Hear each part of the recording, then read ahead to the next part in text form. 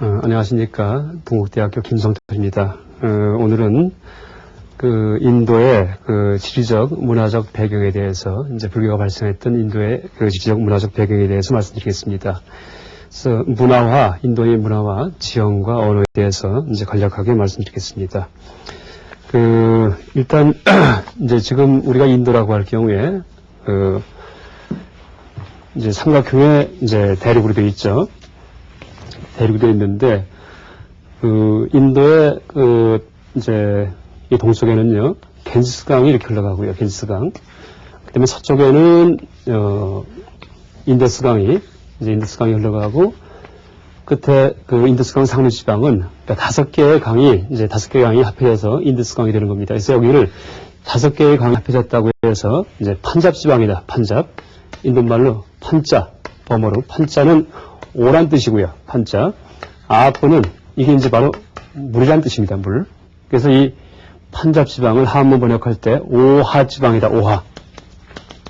오하 지방이다. 이렇게 이제 번역을 하기도 하는데, 그러니까 5개의 강물이 합해져서 이루어진 지역이다. 라는 뜻이 되겠죠. 이 판자는 여러분 아마 미 국방성 건물 얼마 전에 이제 붙여졌던 이게 펜타곤이라고 얘기를 하죠. 펜타곤. 그래서 이 펜타란 말이나 판자란 말이 어원이 같습니다. 그러니까 오란 뜻이죠.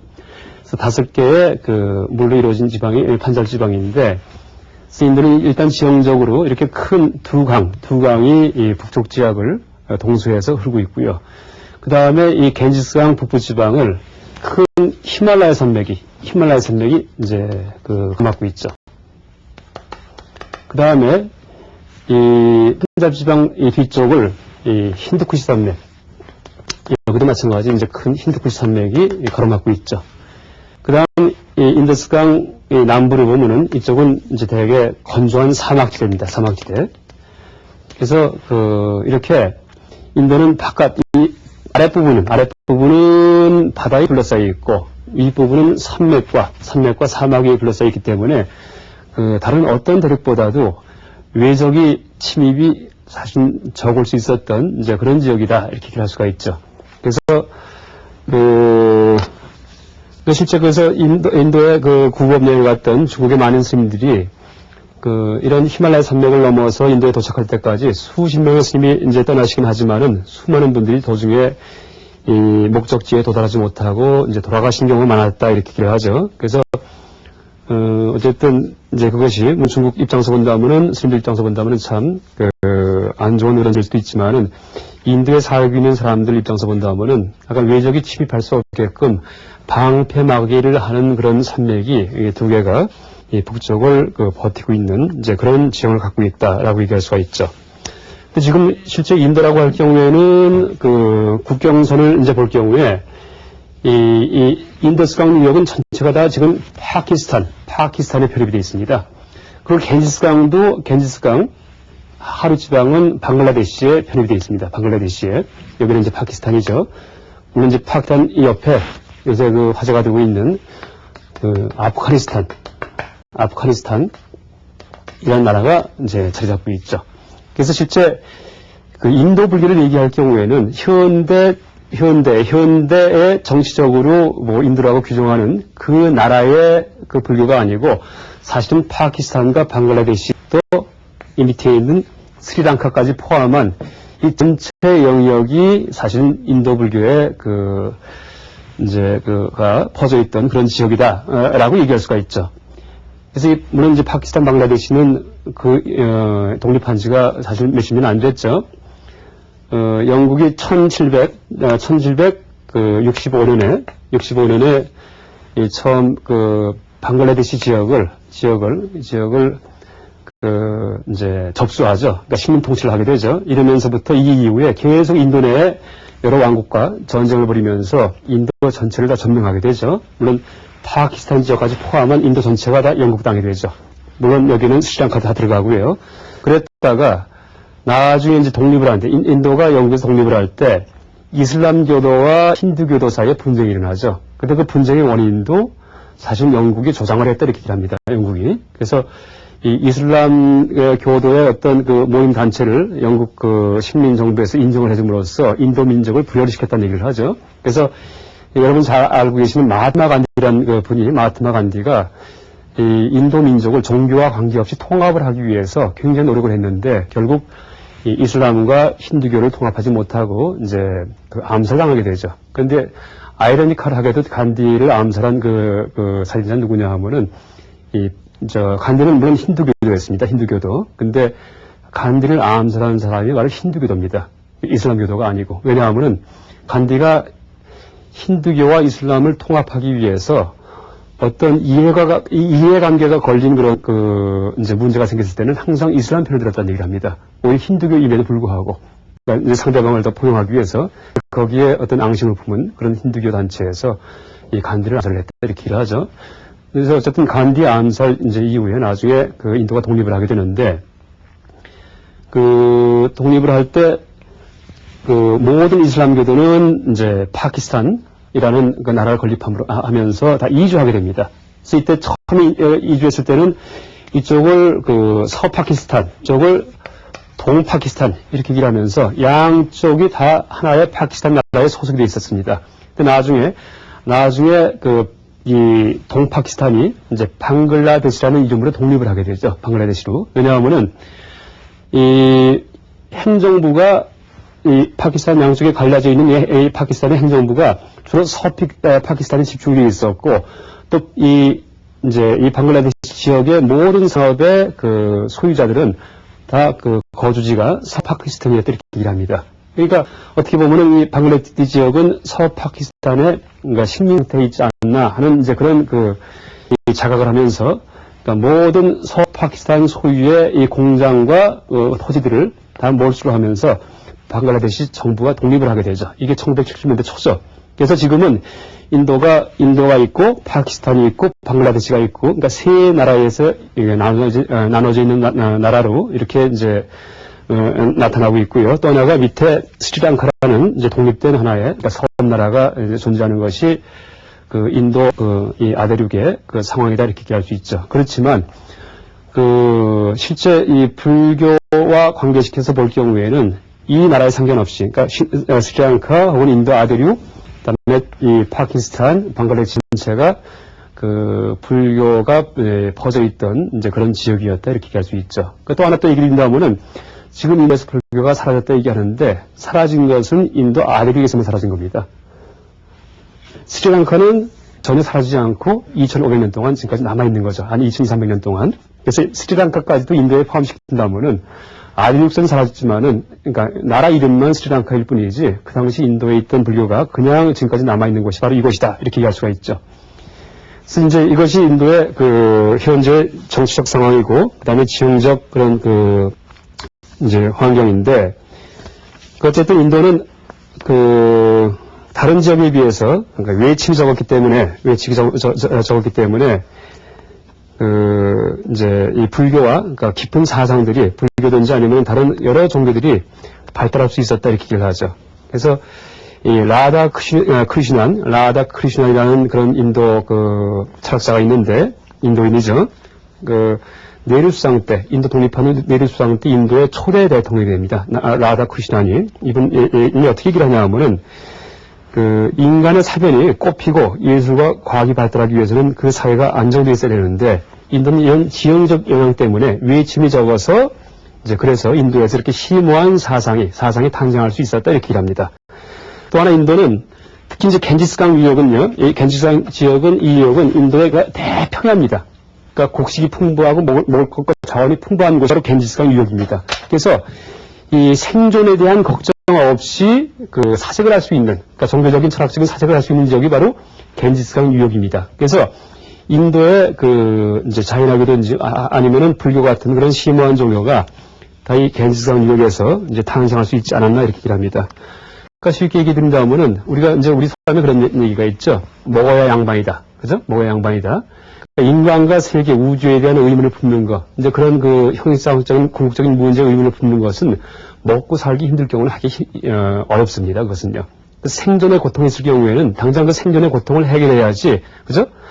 근데 이제 그런 고통이 다 해결되고 난 다음에 비로소 내가 누군지, 내가 왜 태어났는지, 나는 죽으면 어떻게 될 것인지 하는 그런 종교적, 철학적 의문이 떠오르게 되죠. 그것을 해결하기 위해서 노력을 하게 되고요. 그래서 인도는 그렇게 기본 생존을 위한 이제 기본 조건이 이제 다 갖춰질 수 있는 이제 그런 상황이었기 때문에, 그러니까 부처님 당시에 그래서 크게 이제 먹고 사는데 신경을 안 쓰고 사색에 잠길 수 있던 것이 바로 불교 발생의 동기가 되었다 이렇게 얘기를 합니다. 또 한 가지는 또 인도는 기후 조건상 아주 무더운 지역이기 때문에 아주 덥죠 인도가. 그래서 무더운 지역이기 때문에 활동을 할 수가 없죠. 활동을 할 수가 이제 속된 말로 뭐 땀이 나고 어려우니 몸이 힘드니까 자연이 나무 그늘에 앉아서 가만히 쉬고 있는 그런 문화가 발달한다는 얘기를 합니다. 근데 쉬다 보니까 그런 쉬는 자세 자체가 사실은 명상이 되는 거죠, 명상. 그래서 세계의 유해 없이 명상의 문화가 이제 발생한 곳이 바로 인도죠. 물론 인도 땅에서 이제 명상 문화가 발달하긴 했지만은, 물론 인도에는 그 전에 바라문기라는 종교가 이제 아리안족에 의해서 힌두쿠시 산맥을 넘어서 들어온 아리안족에 의해서 바라문교라는 종교가 형성되는데, 일단 바라문족이 갖고 왔던, 바라문교에서 얘기하던 그런 종교에는 명상에 대한 요소는 거의 없었습니다. 명상에 대한 요소는. 그랬는데, 인도에 들어와서 인도에 원래부터 있었던 그런 명상 수행법이 이 바라문교의 접목이 되는 거죠. 그래서 나중에 요가 수행법이 이제 탄생을 하고요. 그래서 이렇게 기후 때문에 아주 깊은 사색에 잠길 수 있는 이제 그런 여건이 조성돼 가지고 인도에서 아주 심오한 이런 불교 종교 혹은 불교 사상이 탄생할 수 있었다 이렇게 얘기를 합니다. 그리고 인도는 또 지금은 좀 달라졌을지 몰라도 수천 년간 모든 학문에서 가장 중요한 것은 철학이다 혹은 종교다 라는 그런 가치관이 이제 퍼져 있었다는 얘기를 합니다. 그래서 여러분 카스트제도 아시지만 카스트제 아시죠? 카스트가 계급제도죠. 그러니까 사람의 출신에 따라서 이제 사람을 네 가지 부류로 나누는 거죠. 그래서 제일 위에 바라문 계급이 있고요. 바라문 계급. 그다음에 두 번째가 바라문 계급은 종교인 계급이고요. 종교인 사제 계급이죠. 사제. 두 번째가 크샤트리아 계급. 다시 말해서 정치가 왕족 계급이죠. 정치가는 왕족급이 있고요. 세 번째가 와이샤는 이제 상인 계급입니다. 장사하는 분들이죠. 그다음에 네 번째 마지막이 수드라, 노예 계급이죠. 이렇게 네 가지 계급에 의해서 이제 사람을 분류를 하는데, 이때 그 네 가지 카스트의 가장 최상층에 위치한 것이 정치가가 아니고 장사하는 분들도 아니고 바로 종교인입니다. 그래서 그것은 지금도 계속 지속되고 있고요. 그래서 인도에서는 이렇게 종교와 철학을 연구하는 그런 사람들을 아주 가장 훌륭한 사람이라고 보는 그런 가치관이 퍼져 있었다 이렇게 얘기할 수 있습니다. 그래서 그걸 입증하는 한 예로 까우틸리아라는 인도의 재상이 있었는데, 까우틸리아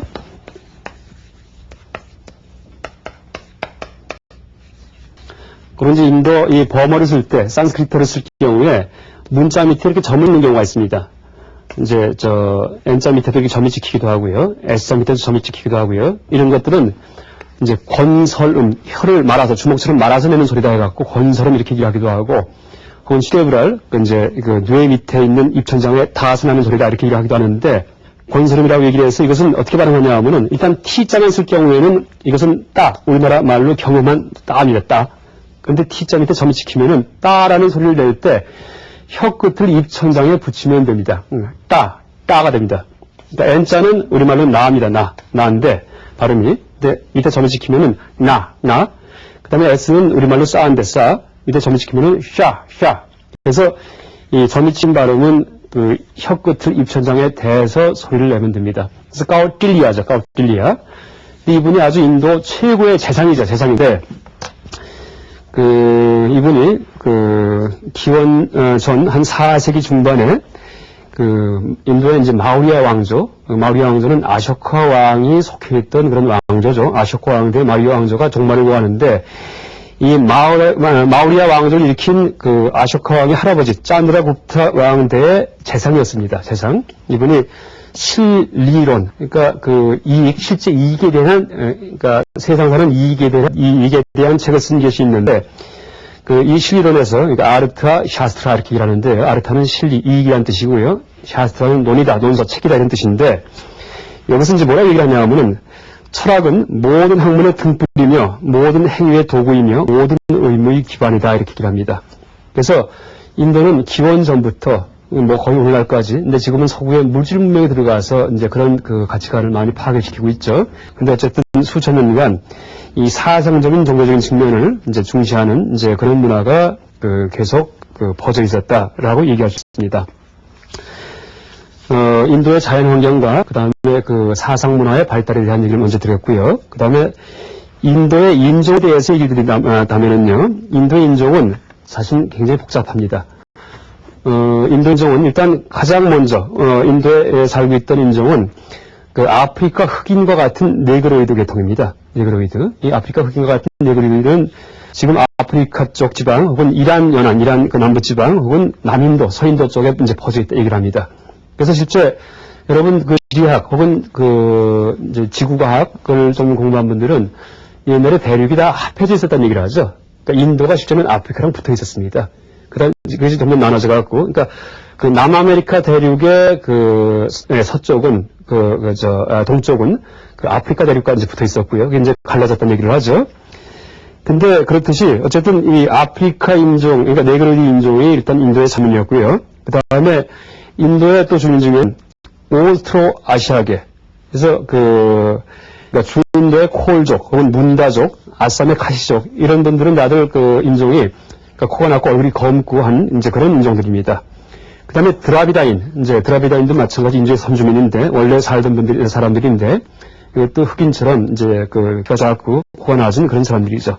그 다음에 또 인도 북부 지방도 지금은 또 마찬가지지만은, 인도 북부 지방에는 우리와 똑같은 몽고족이 살고 있었다 얘기를 합니다. 우리와 똑같은. 그래서 한국 사람들이 처음 인도에 여행을 갔을 때, 이제 그 얘기를 하면은, 인도 그 남부 지방이든지 가서 얘기를 하면은, 당신 이 북쪽에 네팔 근처든지 이쪽서 오지 않았느냐, 인도 사람이지 않느냐 하는 그런 이제 질문을 가끔 받았다는 그런 얘기를 합니다. 그러니까 이런 사람들이 인도에 이제 살고 있었는데, 기원전 한 1500년경부터 이 힌두쿠스 산맥을 넘어서 이제 아리안족들이 침입을 하게 되죠. 아리안족들이. 그래서 아리안족들이 침입을 하면서 이제 베다의 문화가 바라는 문화가 이제 형성되는데요. 이 아리안족들은 이 코카소스 지방의 북쪽에 있던 그 유목민이었다 이렇게 얘기를 합니다. 그래서 이 아리안족들이 지금 유럽인의 조상이 되고요. 그 다음에 이라크 같은 사람들, 이라크의 조상이 되고요. 그 다음에 또 하나가 인도 사람의 조상이 되죠. 그래서 이 코카소스 지방 북쪽은 어디냐 하면 여러분 세계지도에서 카스피해와 흑해가 있는데, 카스피해 흑해라고 해서 큰 바다, 바다 같은 호수가 있죠. 그 사이에 위치한 지방이 코카소스 지방입니다. 지금은 러시아에서 독립한 여러 나라들이 이제 그 안에 자리 잡고 있는데요. 이 북쪽에 살고 있던 유목민들이 기원전 2000년 전부터 이주를 시작하는데, 일부는 이제 유럽으로 가서 지금 게르만족, 이런 유럽 민족의 시조가 되고, 일부는 이란 지방으로 가서 이란 지방 정착을 하게 되죠. 또 일부는 더 이란에서 내려와서 인도 지방 북부를 침입을 하게 됩니다. 그래서 이렇게 인도를 침입한 시기가 기원전 한 1500년 정도 된다 이렇게 얘기를 합니다. 1500년 전. 그래서 그 당시 인도에 원래 살고 있던 원주민들, 그러니까 네그로이드, 드라비다 뭐 이런 원주민들은 그 신석기 문화를 가지고 있었다 얘기를 합니다. 이제 그 당시에 인도 북부 지방에서. 근데 이 침입한 아리안족들은 청동기 문화를 갖고 있었고요. 또 하나가 이륜마차, 그러니까 바퀴가 달려있는 마차를 썼기 때문에 병력에서 그 선주민보다 훨씬 뛰어나서 선주민을 정복하게 되었다 이렇게 얘기를 합니다. 그래서 이 선주민을 정복하면서 기원전 1500년서부터 이 1000년 사이에 기원전 이 오하지방, 판짜아포 5개의 물줄기가 흐르는 이 지방에 정착을 해서 이 바라문 문화를 이제 형성하게 됩니다. 바라문교 문화를. 그래서 이 사람들이 가지고 온 언어가 바로 산스크리트어입니다. 산스크리트어. 그래서 이 산스크리트어는 인도에 원래 있던 언어가 아니고 아리안족들이 바깥에서 가져온 그러니까 외래 언어죠. 그래서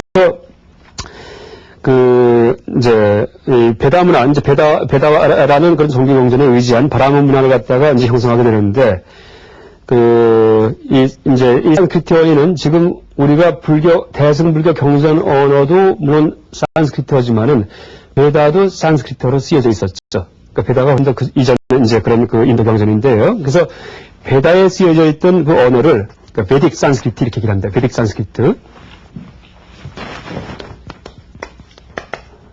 그 다음에 우리가 대승불교 경전이, 우리가 이제 사용하는 대승불교 경전이 쓰여져 있던 범어를, 이걸 클래시칼, 그러니까 고전 산스크리트어다, 이렇게 얘기를 하죠.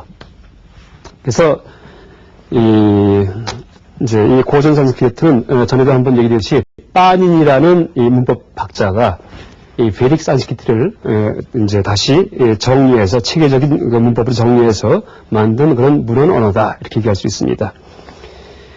그래서 이제 아리안 민족과 토착민이 혼혈이 돼가면서 인도 민족이 형성이 되죠. 그래서 인도의 카스트 제도도 그 기원이 이 아리안족의 침입 때문에 카스트 제도가 생긴 것이다, 이렇게 얘기를 합니다. 그래서 이 카스트란 말은 사실 포르투갈어입니다. 인도 말이 아니고. 그래서 포르투갈 그 상인이 처음에 인도에 찾아왔다가 계급 제도가 있기 때문에 이것을 이제 카스트다, 이렇게 불렀는데, 인도에서는 이 카스트를 과거에 와르나 이렇게 얘기를 했습니다. 와르나. 그 의미는 색깔이라는 의미가 있습니다. 색깔. 그러니까 무슨 색깔이냐 하면은 피부색을 의미합니다. 그러니까 피부색에 따라서 계급이 나눠진다는 얘기죠. 그래서 얼굴이 하얀 그 백인민족, 백인 아리안족은 상위 와르나에 속하고, 원래 살고 있던 흑인들, 그러니까 얼굴이 검은 이런 사람들은 하위 카스트죠. 그래서 하위 카스트 사람들을 이제 질이 나쁘고 사악한 그런 카스트 사람들이다 라고 얘기하는 그런 경전의 구절들이 베다에 많이 등장합니다. 그래서 그것이 나중에 발달해서 나중에 4가지 계급으로 이제 정착이 되고요. 그 다음에 4가지 계급 사이에서 다시 또 서로 혼인 관계가 맺어지면서, 사실 지금은 그 계급이 4가지뿐만이 아니고 한 200여 가지 계급이 있다, 이렇게 얘기합니다. 200여 가지가. 그것을 요새는 카스트라고 부르지 않고 인도네시아에서는 자띠. 자띠라고 부릅니다. 자띠. 그러니까 자띠라는 의미는 무슨 뜻이냐 하면은, 자띠는 이것은 그러니까 잔 하면은 태어나다. 그래서 태생. 어디 태생이냐, 어느 종족 태생이냐, 어느 계급 태생이냐 해갖고 이 태생이라는 말에 의해서 그 계급을 분류한다라고 얘기를 합니다. 이렇게 해서 이제 인도 민족이 형성이 됐고요. 그 다음에 인도의 언어는 지금 얘기드렸듯이 일단 물론 산스크리트어가 인도에서 발생한 언어이긴 하지만은 이 산스크리트어는 지금 사용되지 않는 언어입니다. 그러니까 죽은 말이죠, 사어. 그러니까 서양의 라틴어 같은 경우도 물론 사용은 하긴 하지만은 전혀 사용되지 않죠. 그래서 문헌 언어죠, 라틴어 같은 경우도 문헌 언어. 문헌만 라틴어로 쓰여져 있죠. 그렇듯이 이 산스크리트어도 사용되는 구어가 아니고 문헌 언어입니다. 문헌 언어, 고대. 그러니까 지금은 현재 베다나 우파니샤드 혹은 불교 경문 같은 경우에 이제 이 산스크리트어 범어로 쓰여져 있지만은 이거 실제 일상 회화에서는 이제 쓰지 않는 언어죠. 근데 인도에는 이 언어는 그럼 어떤 언어를 쓰고 있느냐 하면은 지금 이제 자세히 얘기하면은 700가지 언어를 쓰고 있는 민족이 인도 민족이다, 이렇게 얘기를 합니다. 700가지 언어. 근데 이 700가지 중에 5,000명 이상이, 총 5,000명 이상이 사용하는 언어가 281가지다. 한 300여 가지 언어가 5,000명 이상이 사용하는 언어다, 이렇게 얘기를 하죠. 그러니까 실제는 인도가 우리가 말하는 인도지만 인도에 가서 교육받지 않은 지역 사람들과 이렇게 얘기를 할 경우에는 대화가 전혀 안 통하겠죠. 그래서 지금 현재 이 공용어로 영국이 인도를 지배하면서 보급한 영어와 그 다음에 이제 가장 많은 인구가 쓰고 있는 힌디어, 이 2가지를 인도의 공용어로 사용을 하고 있죠. 근데 이것뿐만이 아니고 이제 인도의 공용어로 이제 힌디어 이외에 이제 14개의 언어를 이제 앞으로 특히 발전 보급시켜야 언어다 하면서 헌법에 규정을 하고 있는데, 14가지 언어를 이제 소개드린다면은 물론 힌디어가 들어가고요. 그러니까 델구어, 벵갈어, 마라티어, 타밀어, 우르두어, 구자라티어, 칸나어, 말라야람어, 오리아어, 판자비어, 아시아머, 캐시미르어, 이제 그리고 산스크리트도 들어갑니다. 근데 다른 언어들은 전부 다 실제 쓰고 있는 언어인데 산스크리트어는 쓰지 않는 언어죠. 그렇지만 인도 정치가들이 어떻게 얘기를 하냐 하면은 앞으로 영어를 쓰지 말고 인도 고유의 언어를 우리가 이제 앞으로 쓸 경우에 인도 사람들이 그때는 산스크리트어가 공용어가 되어야 할 것이다, 이렇게 얘기를 한다고 합니다. 그래서 이렇게 인도는 언어도 다양하고 민족도 다양한 민족이 혼합된 그런 지역이다라고 얘기할 수 있죠. 그래서 실제 인도는 지금 우리가 볼 때 하나의 나라지만은 실제 하나의 나라가 아니고 여러 개의 나라가 또 여러 개의 민족이 여러 개의 언어 민족들이 혼합이 된 그런 지역이다 얘기할 수 있죠. 그래서 쉬운 예를 든다면은 마치 현재의 유럽과 같은 곳이 인도이다 얘기할 수 있습니다. 유럽에 보면은 언어도 다양하죠. 프랑스, 독일어, 뭐 체코슬로바키아, 그죠? 그 다음에 뭐 이제 영어도 물론 있고요. 이렇게 다양한 언어를 쓰는 여러 민족들이 합해진 것이 유럽인데 요새 와서 이시라는 그런 이름하에 통합이 되고 있죠. 인도도 마찬가지입니다. 이시는 아니지만은 인도라는 이름하에 통합이 된 다양한 민족과 다양한 신앙 집단이 이제 바로 인도 민족을 형성한다라고 얘기할 수가 있죠. 그래서 이렇게 이제 오늘은 인도의 자연 문화적 환경에 대해서 이제 얘기를 들었는데요. 이제 아까 말씀드렸듯이 인도의 자연 환경은 외적의 침입이 적고 그 다음에 생존을 위해서 큰 걱정을 하지 않아도 되는 그런 풍부한 농산물과 자연 자원이 있는 나라였기 때문에 사색의 문화가 이제 발달할 수 있었다 이제라고 일단 얘기를 할 수 있습니다. 그리고 민족과 언어도 이제 단일한 민족, 단일한 언어가 아니고 이제 수많은 민족과 수많은 언어가 혼합이 되어서 이제 인도 문화를 형성하는 이제 그런 지역이다라고 얘기할 수가 있습니다. 이상 오늘 강의 마치겠습니다. 감사합니다.